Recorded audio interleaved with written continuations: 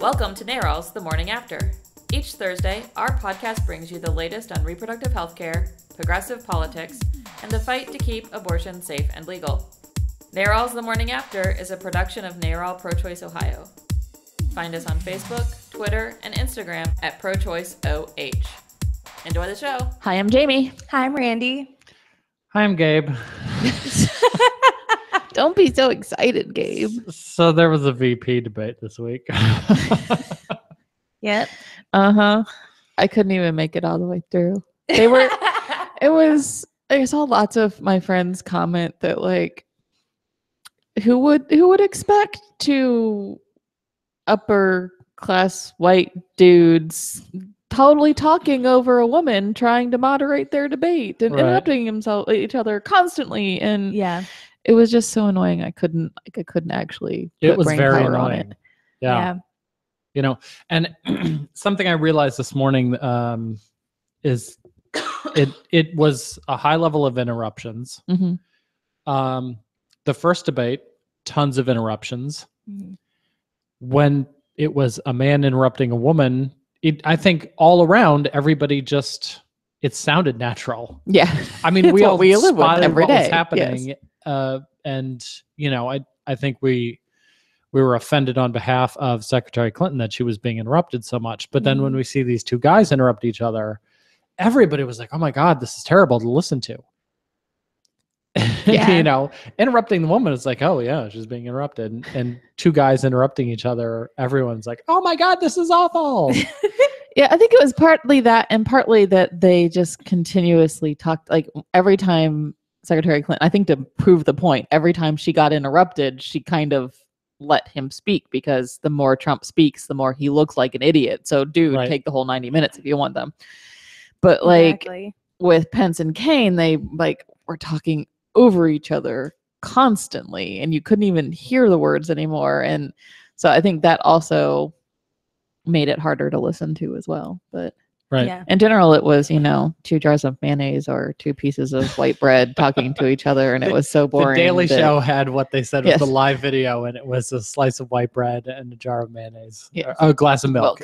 Milk and white bread scurrying off against each other. So it was 90 minutes, and it was only within the last 10 minutes that they finally talked about abortion. Yeah, I was really excited when they did that, because I was very surprised that she brought it up. So yeah, I mean, was interesting. It was like a full hour of Iran and Russia and North Korea, and then just as kind of, you know, the tail end of the thing. Hey, let's talk about social issues. I was wondering, like, if she even really meant to bring it up, because the question before that was kind of like, how does your faith, you know, inform your decisions? And have you been in a spot where your faith was like opposite to, you know, putting forward policy and governing? And then of course, Tim Kaine talked about the death penalty, that he's against the death penalty. And then Mike Pence talked about how he's against abortion. And then she brought up, you know, okay, well, let's talk about abortion. And I was like, wow, this is so exciting. Finally. I was like surprisingly so proud of Tim Kaine, because, you know, he talks about how he's personally against it. But the way he was speaking, I mean, it seemed like, I'm like, somebody must have sat him down and talked to him about, you know, the way. Oh yeah, somebody sat down and talked. Because he was like, you know, why don't you just trust women? And when he said that, I was like, what? Tim Kaine talking about trust women? Okay, like, I see you. I'm excited. So yeah, I was really excited about that part. And then of course, Mike Pence. Right. Well, before we go on Pence, so the quote from Tim Kaine: "We support Roe versus Wade. We support the constitutional right of American women to consult their own conscience, their own supportive partner, their own minister, but then to make their own decision about pregnancy. That's something we trust American women to do." You know, just a terrific answer. And I think you're exactly right. And I'll speak on behalf of a lot of guys. We don't get this stuff. we don't get it naturally. Yeah. You know, this isn't an answer that Tim Kaine came up with on his own. No, I don't think so. And And I think that, he should get a lot of credit for listening to people who know better about this issue than he does just as a dude. Exactly. This is an answer from somebody who has listened to women who are trying to talk to him about something that's very important. Yeah. That, might not align with his background and his upbringing. But he understands that it's more important to them than it is to him. Exactly. and yes. And that they have a very important point to make. Mm-hmm. I really don't understand. Again, I don't understand why, we can't all have that. If you disagree, that's fine, but don't try to legislate to me or make it illegal for me to do it because that's my decision. And you're fully free to disagree, but don't try to then put that on me, your own personal religious beliefs. And that's exactly what Mike Pence believes in doing. That's what he would do if he could have an outright ban on abortion. I'm sure he would do that. His voting record definitely supports that idea. Donald Trump's words himself support that idea. What Pence claimed during the debate, yes, shit. The quote from Pence that I pulled out here is, Donald Trump and I would never support legislation that punished women who made the heartbreaking choice to end a pregnancy. That is a complete lie from Mike Pence. Exactly. Because Pence, Donald Trump used the word punishment. He said, yes, I think there should be punishment. Yeah. And in Mike Pence's Indiana, they locked up a woman. They imprisoned her after she had a miscarriage. Exactly. Yes. And here he's claiming they would never support legislation to punish women. You punished women. Yeah. And the problem, again, like I said, I don't really think Donald Trump really cares that much either way, but he would probably defer to Mike Pence's stance on it because Mike Pence does care about it and has made so many bad policies. So then that's going to be his policy because that's his vice president. That's absolutely the truth. That's the biggest danger about a Donald Trump presidency. Is Donald Trump doesn't have policy positions. No. On nearly anything. No, other whatever than the his crowd taxes. wants him to say that day, that's his policy. Yeah. And it's going to be Mike Pence piloting the ship. It's going to be him working with Paul Ryan to figure out what this nation's policies are going to be. And you're going to have Paul Ryan coming up with, horribly conservative tax policies that are really awful for the middle class and lower class individuals. And then Mike Pence is going to be doing exactly whatever he's done in Indiana in terms of banning abortion and stripping out women's health care and access to abortion. That's the danger of a Donald Trump presidency. Exactly. It's not the crap that's in Donald Trump's head. He would just yield to the worst parts of the Republican Party. Yes. I mean, it's what we talked about all the time in the primary, that, Donald Trump and all, Ted Cruz, all of them talked really great talk. But, Kasich had actually done it in Ohio. And the Trump-Pence ticket is the shit that comes out of Donald Trump's mouth and the really bad shit that Mike Pence has actually done to Indiana. I mean, he defunded an HIV program, and guess what? An HIV outbreak happened. Exactly. And so for that ridiculous statement saying that he wasn't going to imprison women, and he gets an extra special 5-mile long walk of shame this week, because I really, when I heard that it happened and I watched it the next day, because like I said, I had tuned out by the last time but 10 minutes. I really I couldn't believe and you're freaking honestly saying that right now? You put women in jail. Exactly. And he had a hand. It's not like he could say, oh, it was just my prosecutors, or he actually did stuff to help that through. That wouldn't have been the way it was without Pence being involved.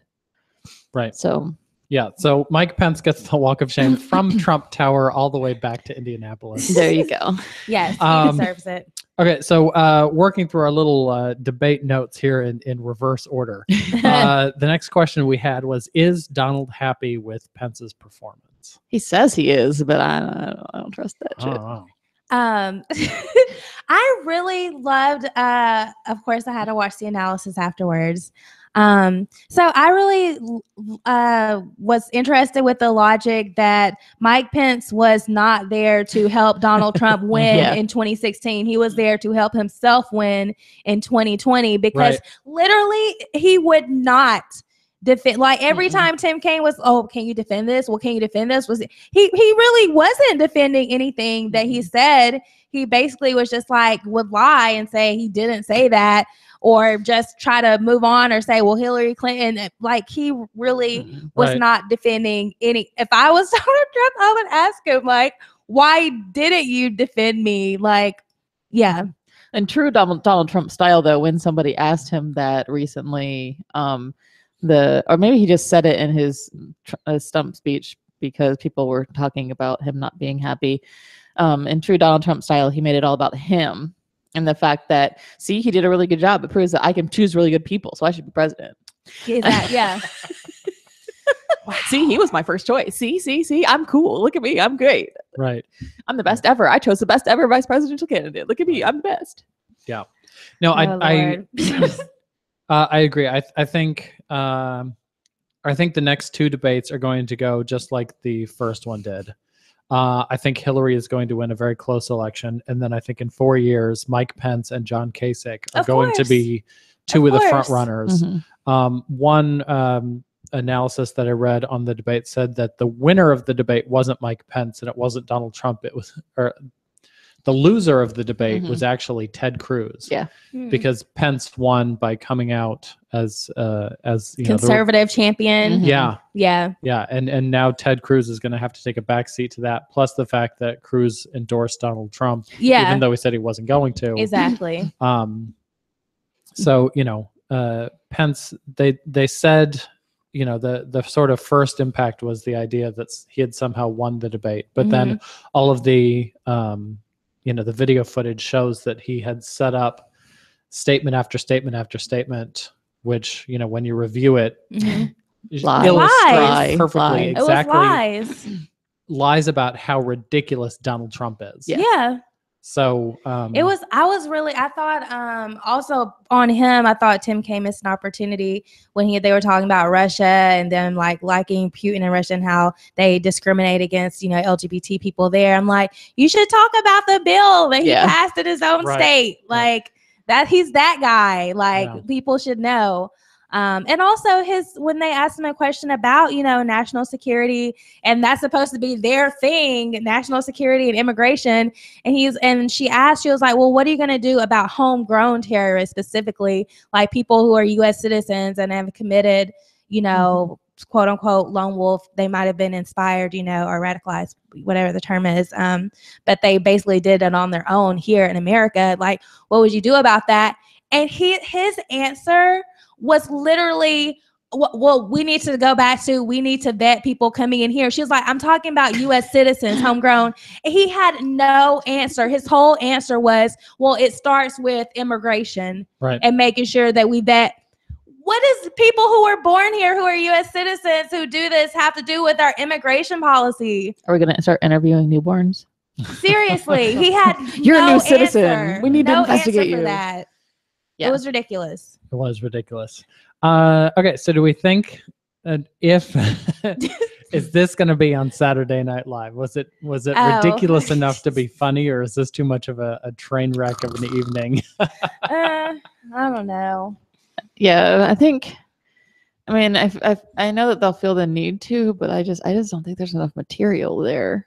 I just really, maybe to, highlight how ridiculous they were in ignoring the moderator continuously. Yeah.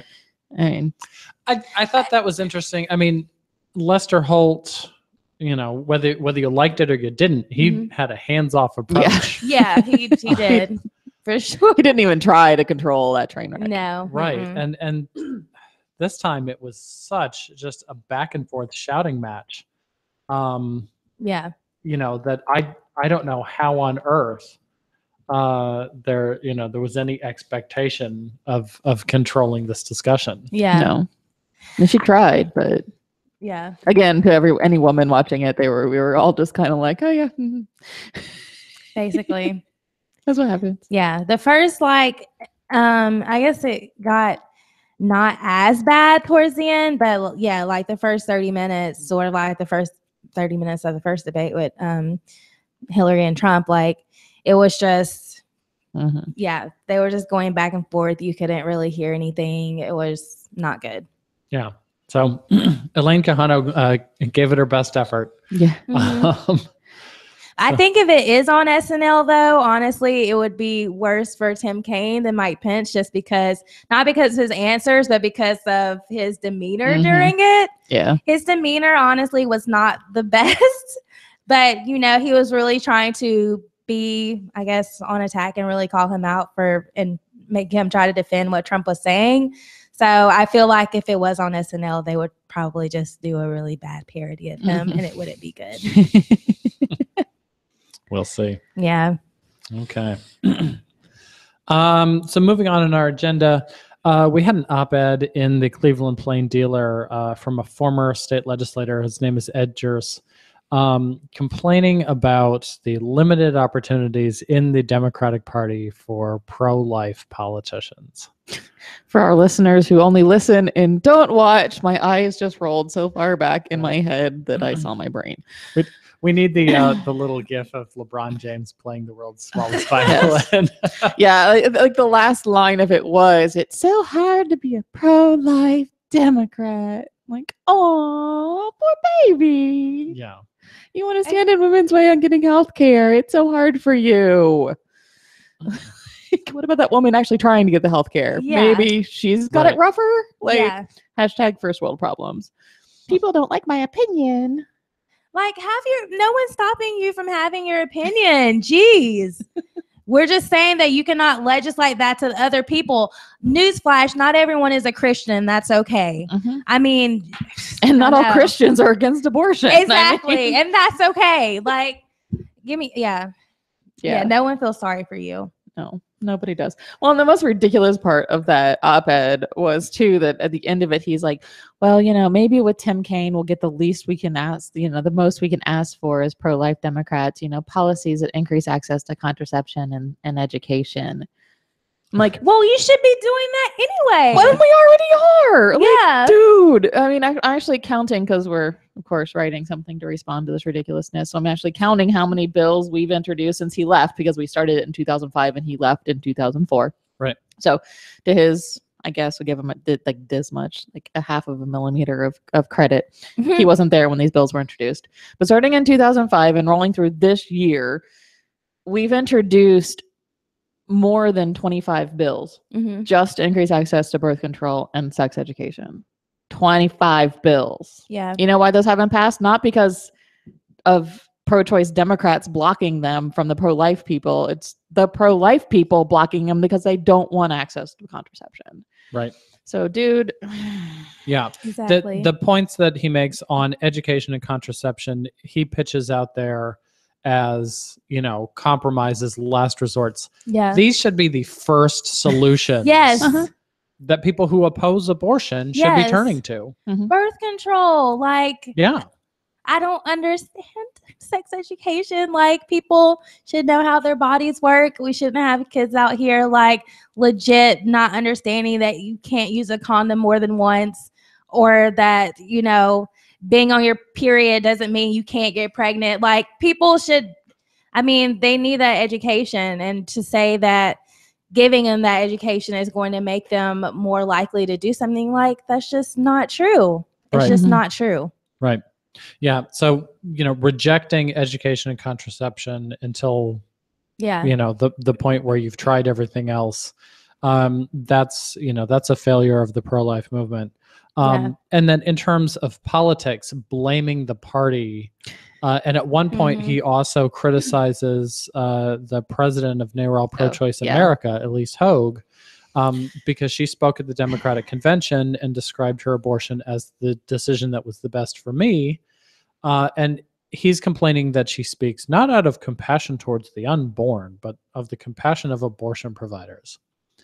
I'm like, these are doctors who are under attack constantly. Yeah. And her making the decision that was best for her, that's a good thing. Yes. But he frames it in terms of selfishness.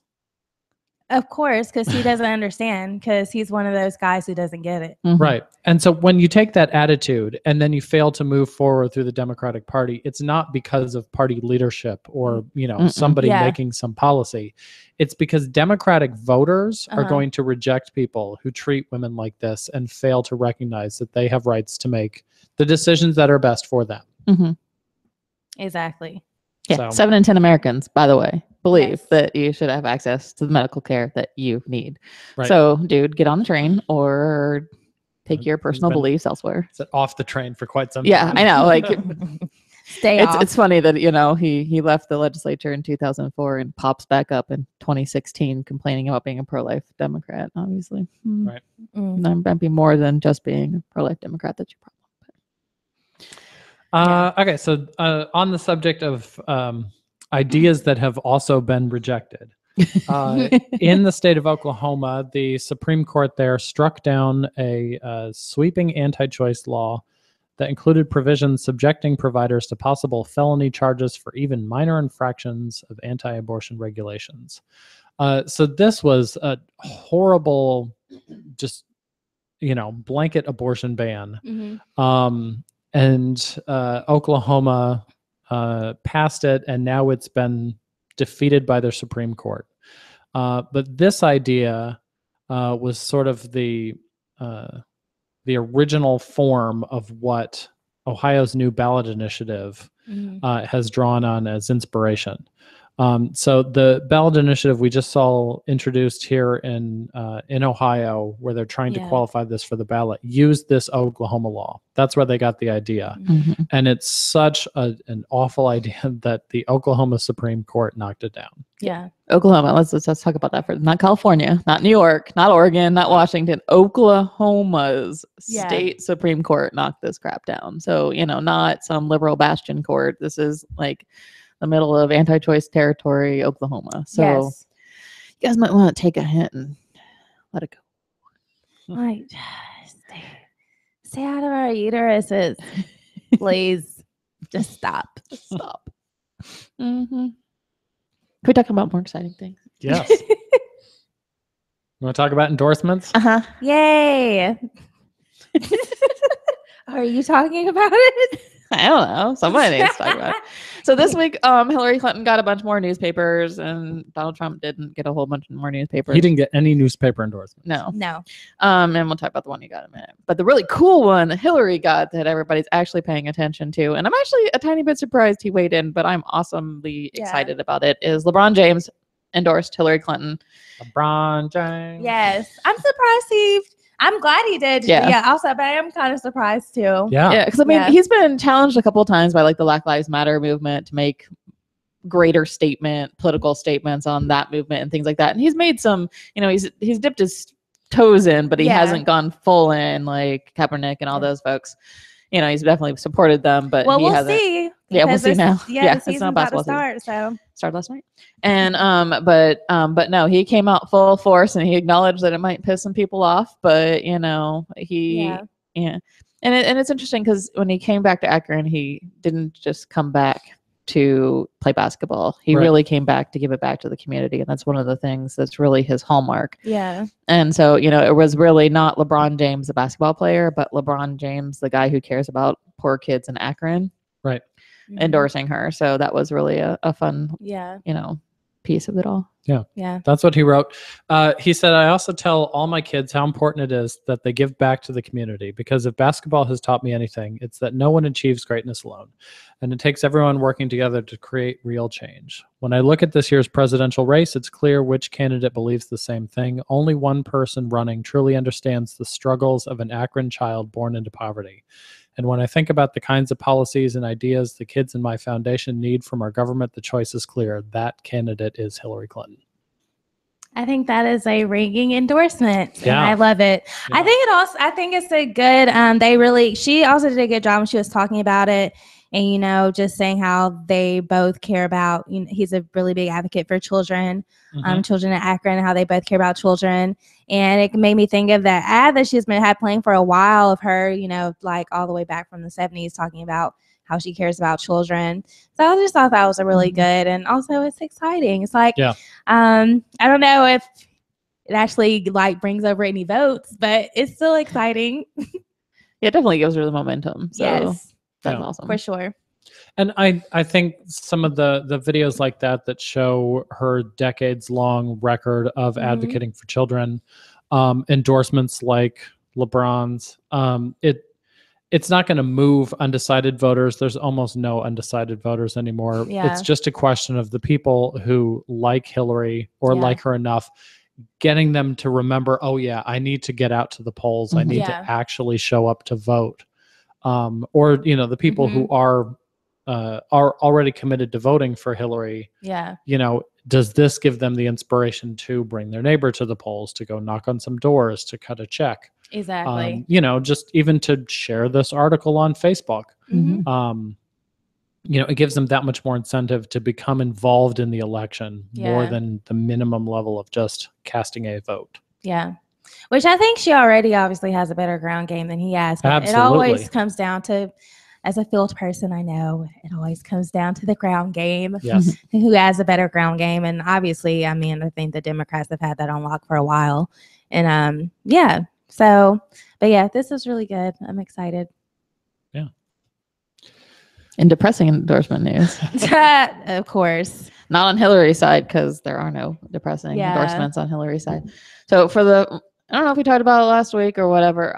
But for the first time ever, a couple of weeks ago, the Cleveland police union voted to endorse somebody. Like they voted to go through a process of endorsing. They'd never done that before. And then last week, they actually did vote to endorse Donald Trump, following the the FOP nationally and all those things. And in a city like Cleveland, with as much racial tension over the Tamir Rice murder and everything else that happens in that city, the police union coming out and saying, "Yep, we're with the complete racist asshole," is not something that's going to help. They want heal. the law and order candidate, Jamie. Yeah, exactly. We need to bring back law and order, because we got too many people, these thugs running around with guns and shooting everybody. And it's hell, I can't even walk outside my front door. Like that. So of course they need to get Donald Trump. Like, it's fucking ridiculous. You know who is shooting everybody? Have that conversation. So yeah, I mean, in kind of a string of some law enforcement endorsements, I know the ICE officers, the immigration, the Border Patrol, Border Patrol union also endorsed Donald Trump. You know, all of these, police unions. I mean, not surprisingly, I mean, the FOP is generally more Republican than Democrat, but yeah, I just, and these. You have no interest in, if you were actually paying attention and listening to everything that's going on, and that just shows you have literally no interest in having a better relationship, you know, with Black people, with brown people. Like, you have no interest in having the facade of wanting things to be better, because you obviously know that this is not the candidate that, you know, we're about the people who want to do stop and frisk has already been deemed unconstitutional. Mike Pence brought that up again at the debate. Like, like nobody, also he didn't want to talk about implicit bias. He thought it was ridiculous that we would talk about implicit bias or systemic racism. He didn't say systemic racism. He said systemic bias, because like apparently racism is a bad word. So, yeah. I mean, even after Tim Kaine brought up the fact that Philando Castile, before he was fatally killed, was stopped 40 or 50 times. Yeah.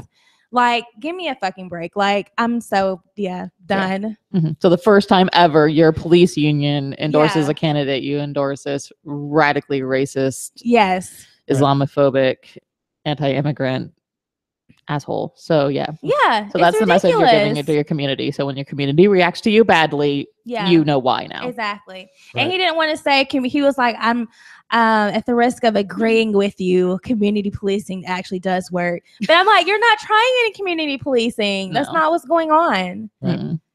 The other problem I have with this is the Cleveland police union is a labor union. And just like we discussed about, you know, how Trump will hand over policy on abortion issues to Mike Pence, he's going to hand over labor law issues to anti-union members of the Republican Party. And so this, union is endorsing a candidate that is not in their interests Yeah. as a union. Mhm. Exactly. And, we've seen that in Ohio not too long ago during the Kasich administration when he had Senate Bill 5 to try and, destroy unions. Yep. And that sort of, measure, they'd love to be able to put something in place like that nationally. Mm-hmm. And you're totally opening up the door. Yes. Yeah. Yeah. If I'm not mistaken, Indiana is a right to work state, a so-called right to work state. So yeah. Again, Donald Trump speaks the words.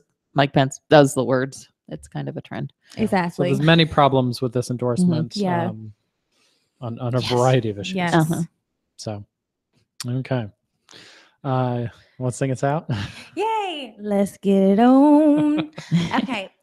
So we've been phone banking. Thank you for coming out to phone banks. We're going to continue doing that. We're going to send an updated list because we're going to add even more because the polls are really tight right now. We're trying to get to as many people as possible, so we need to make a lot of phone calls. Also, when GOTV comes out, that's to get out the vote, and we get closer to time, we'll be sending out stuff because we'll be coordinating with America Votes. And you want to talk about this Toledo training? Yeah, so we've had a couple of our microphone trainings, messaging trainings to give solid pro-choice supporters some more tools in the toolbox in terms of communications, writing letters to the editor, writing op-eds, how to do call-in radio, all that sort of ways to talk more effectively about pro-choice issues. We've had 2 trainings. We're going to have our third. It'll be in Toledo this Wednesday, October 12th. 6 to 8:30 p.m. Cool. If you want to register, you can check. Put the link in the show notes, but it's bit.ly link bit.ly/microphone 2016. Fill that out, and I'll get you more information. Cool. Yeah. Okie doke.